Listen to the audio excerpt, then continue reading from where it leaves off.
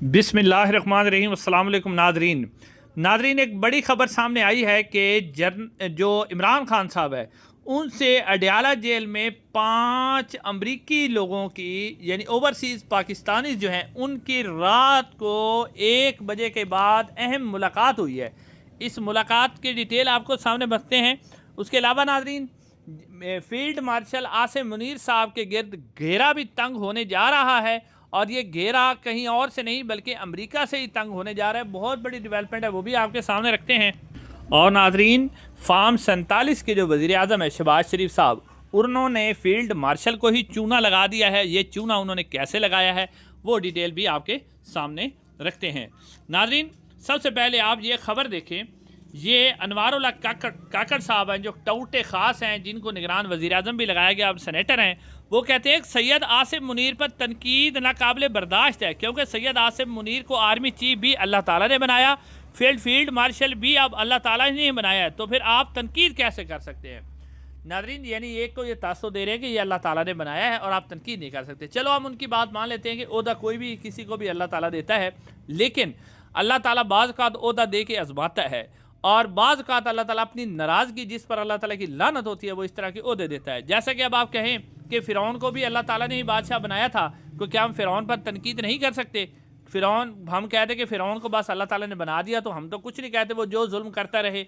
नमरूद को अल्लाह ताला ने बनाया था, उस पर हम तनकीद नहीं कर सकते। हाल ही में आप देख लेंगे यजीद, फिर यजीद को भी तो अल्लाह ताला ने बनाया था ना। फिर इमाम हुसैन रज़ी अल्लाह ताला अन्हु जो हैं वो तो फिर जो उन्होंने उनके खिलाफ खरूज किया था वो गलत था, क्योंकि यजीद को तो अल्लाह ताला ने बादशाह बनाया था। यानी आप देखें कि पॉलिश में, बूट पॉलिश करने में, खिदमत गुजारी में ये लोग किस हद तक गिर चुके। अब जनरल आसिम मुनीर साहब अल्लाह ताला के बनाए हुए आर्मी चीफ और जो हो गए वो फील्ड मार्शल। आप यहाँ से इनकी जहनत का अंदाज़ा करें कि ये किस कदर पॉलिश करने वाले लोग हैं और जंग के बाद ख़ास तौर पर फिर किस तरह की PRP कैंपेन चलाई जा रही है। अब नाज़रीन, अगली खबर बड़ी इंपॉर्टेंट है। वो खबर यह है कि अडयाला जेल के अंदर मज़हर बरलास साहब सीनियर सहाफ़ी हैं, उन्होंने पहले ही इमरान खान साहब से जो 7 मई की मुलाकात के हवाले से भी ट्वीट किया था। अब उन्होंने ट्वीट किया है क्योंकि इस हवाले से उन्होंने कहा कि 5 जो अमरीकी हैं ओवरसीज़, वो कल जो है वो कहते हैं वो पाकिस्तान पहुँचे थे और उससे पहले उनकी मुख्तलिफ जो आला तरीन लोग हैं, जिसमें मिलिट्री के लोग हैं, DJSI हैं या और भी बहुत से लोग हैं, उनसे उनकी मुलाकात हुई है।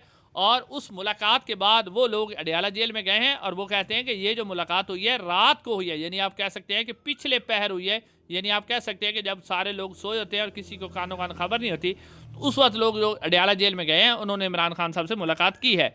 इस हवाले से अब जो भी लोग पहले खबरें देते हैं उनके ऊपर तनकीद होती रही है और फिर कुछ लोग जो है वो तनकीद इसके ऊपर जो है इनकार भी करते रहे हैं, कुछ लोगों ने खबरें सच भी मानी हैं। तो अब ये मुलाकात भी हुई है और कहा जा रहा है कि ये भी बहुत बड़ी डेवलपमेंट है।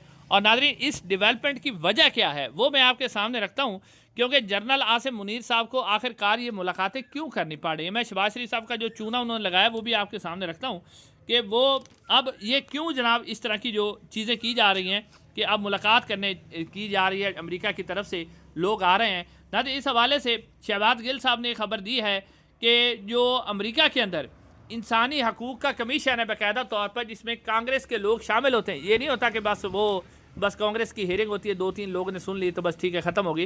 वो कहते हैं कि अमेरिका के अंदर इंसानी हकूक़ जो कमीशन है, टॉम लिस्टान, वो इस हवाले से उसके अंदर अब एक मुकम्मल तौर पर हेयरिंग होने जा रही है, समाअत होने जा रही है बाकायदा तौर पर। और ये समाअत होने जा रही है पाकिस्तान में जो इंसानी हकूक़ की खिलाफ वर्जियाँ हुई हैं उसके ऊपर। और वो कहते हैं कि इसके अंदर उन तमाम लोगों को जिनको मुयस्सर होगा कि अमेरिका बुलाया जा सके या जिनके साथ जुल्म, ज़्यादती और इंसानी हकूक़ की खिलाफ वर्जियाँ हुई हैं, उनको बुलाया जाएगा और उनके बयानात जो हैं वो रिकॉर्ड किए जाएंगे।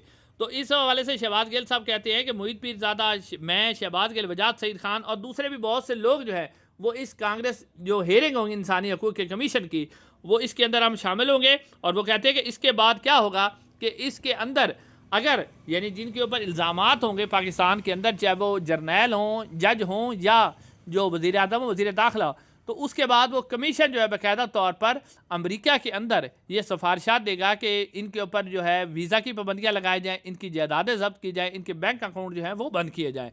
और ये जो हेयरिंग होगी इसको अमेरिका की हुकूमत जो है वो इसको वो नाफिज करने की पाबंद होगी। ये नहीं होगी कि वो इसको इनकार कर सकेगी।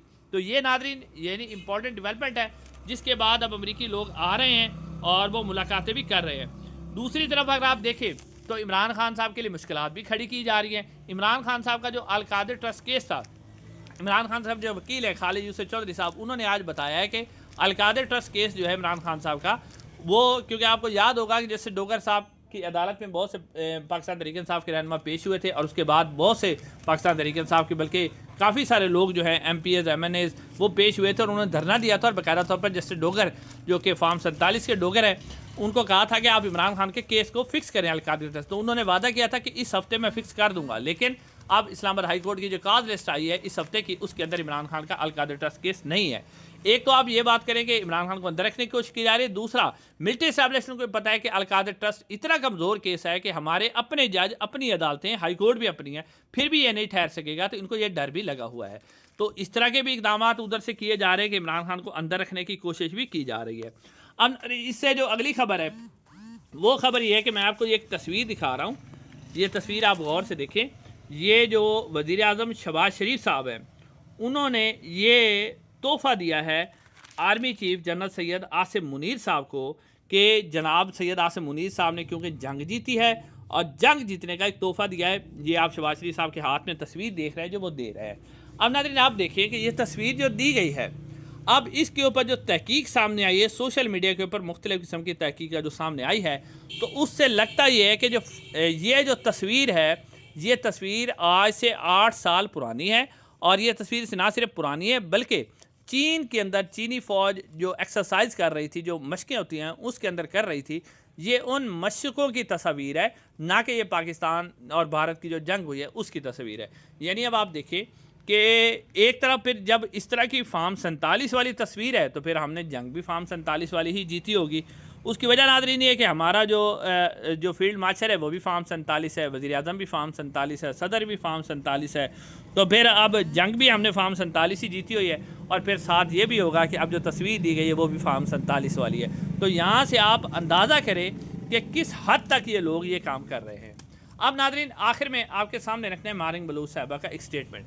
मारिंग बलूच साहबा ने एक ट्वीट किया है, हालांकि वो तो जेल के अंदर है लेकिन उनके अकाउंट से ट्वीट हुआ है और इस ट्वीट के अंदर उन्होंने DGISPR को बड़ा भरपूर किस्म का जवाब दिया है। नाज़रीन मारिंग बलूच साहबा जो हैं वो इस वक्त जेल के अंदर हैं और DGISPR ने कहा था कि ये दहशतगर्दों की प्रॉक्सी हैं, इंडिया की एजेंट हैं और इस हवाले से सोशल मीडिया पर पोस्ट भी की जा रही है कि रॉ की एजेंट हैं, ये है वो, इस तरह की बातें की जा रही।